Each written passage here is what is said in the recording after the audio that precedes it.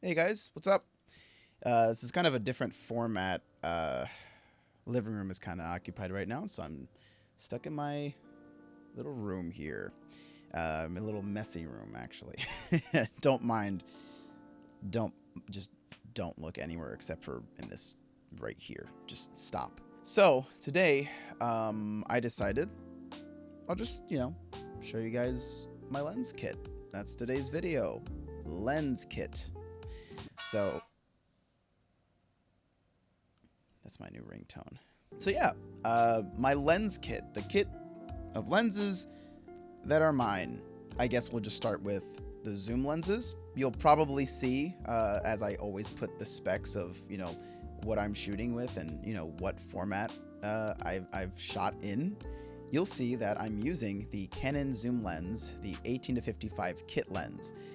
That is not in my kit, but I figured I needed some type of lens to be able to shoot me while I'm talking about all the lenses that I use. But yeah, here we are. This is the kit lens 18-55 on my Panasonic Vericam LT, a $20,000 camera using a probably $25 lens. So let's start off with the lens that basically every videographer or DP has or has had. The tried and true Sigma 18-35 EF mount lens. 1.8. This lens has never let me down.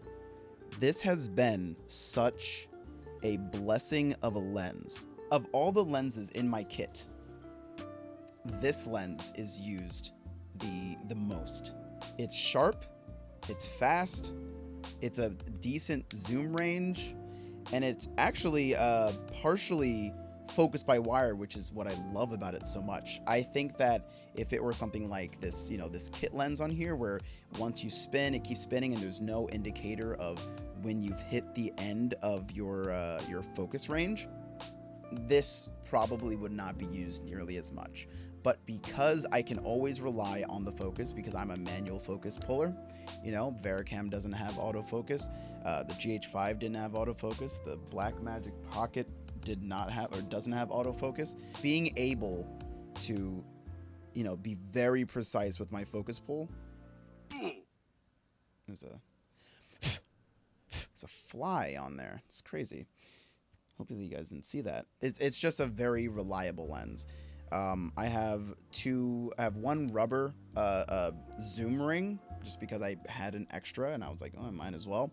And then I have this I think it's called Cinegears focus ring that is 3D printed. And then from Simod, I have this 72-82. Is it 72? 72-82 step up ring. It's just permanently on there. And I can also clamp my matte boxes on there. All of my lenses have 82mm front rings, or at least adapters, minus the Dulens. I have not done that yet. Next, we have the Sigma 50-100 1.8. This lens is heavy, it's durable, and it's sharp. It is such a great counterpart to the 18-35. When I first started in my career, I got both the 18-35 and the 50-100 at the same time. I got this brand new for about $1,000, and then I bought the 18-35 off of a friend for like $300. The only downsides are, I guess, it would have to be weight. That's a common theme for me. And the focus breathing. Focus breathing is awful.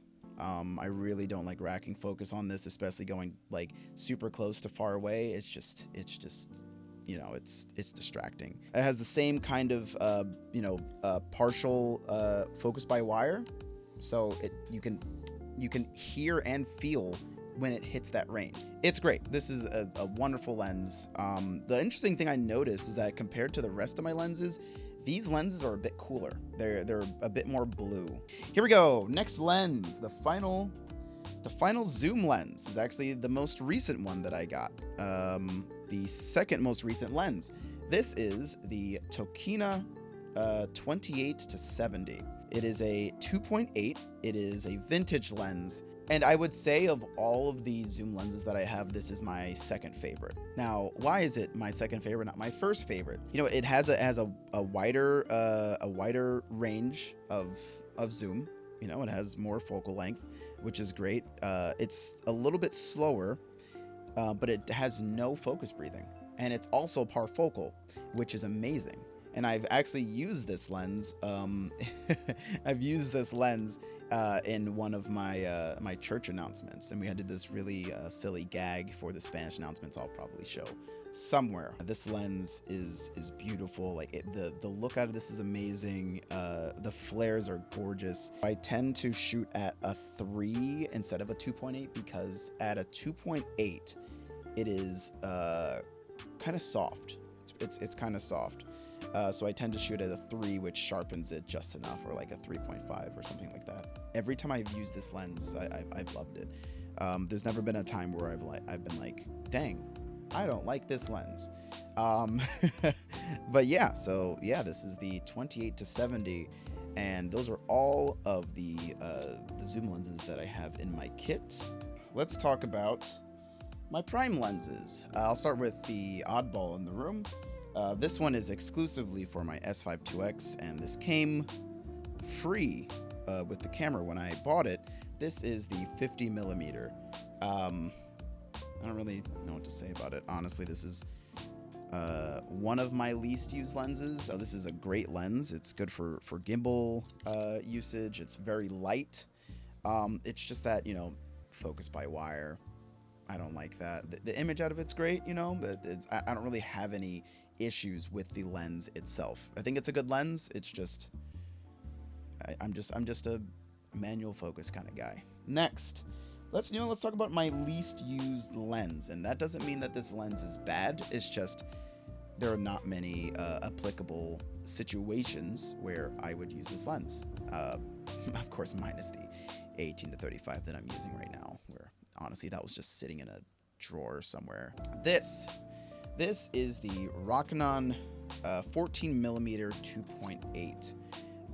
Surprisingly, the lines, the on the edges, there's not too much of a curve, which was nice. I specifically bought this lens for two things. One was for my horror short perspective, because I wanted like a very wide angle lens. And two, I was doing some realty like condo videography a couple of months ago.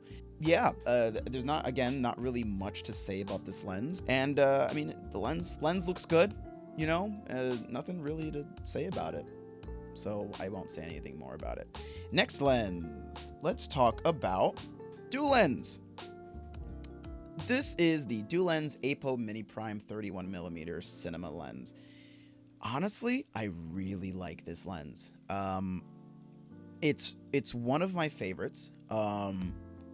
You know, I love the flares. It's, you know, the flares are very controlled at like wide open at 2.4T.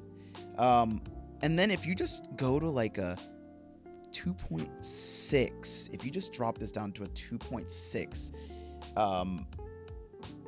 the flares kind of go away. So you can actually control how much flare you really want. And I won't say that, I'm sorry, I don't mean the flares go away, but they're not as pronounced. You get rid of that like spider webbing, if that makes sense. It's really cool. These also match really well with my Nikkor AI-S kit, which I'm going to be getting to in a bit. Doesn't have as much character as the AI-S lenses. You know, just the look. It's sharp. It's sharp, and it has like a nice, we'll say, vintagey look. Now let's start with the 24mm AI-S lens. The AI-S lenses in general are fantastic. With the bokeh, it's very it's mushy. It's very not distracting. I use the DZO Vespids. Their bokeh is extremely distracting. I think they're good lenses. They're just extremely distracting. But these and I really like these. Other than that, I love, I think the 24 is a very beautiful looking image. The 35 millimeter is this is a 2.8 as well. I got the slower versions because back in the day I didn't really have too much coin on me. I think it's good. I again, you have that mushy bokeh, and I really like that. I think the flares out of the 35 are good, but I think the flares out of the 24 are even better, in my personal opinion. But yeah, I mean, it's a good lens. I'm happy with it when I shoot with it. I think it's just the 31 millimeters better built, and yeah, usually I just leave this one at home. The 50 has a very special place in my heart. It was the first of the AI-S lenses that I bought. It is a 1.8, and I am just a fan of this focal length specifically. It looks so creamy. I think as the focal lengths get further, the image just gets creamier and creamier, and it just looks so good. Also, quick note, all of these AI-S lenses cover full frame. So that's really wonderful, especially when I'm shooting with my S5 2X. I know that I will be able to cover that entire frame with these vintage lenses. My second favorite lens in the kit, and that is the 85 millimeter. This one is heavy. This one is beautiful. Just the image out of this, I think, is wonderful. The AI-S lenses tend to be warmer, in my opinion. It's a wonderful lens. I really do enjoy this lens. But I would have to say my favorite, honestly, it's between these two. It's between the 50 and the 31 millimeter. I don't know which one is my favorite. But yeah, that's the end of the video. Bye. See ya. Go eat, everyone. Make sure to eat. Make sure to do whatever you got to do to survive.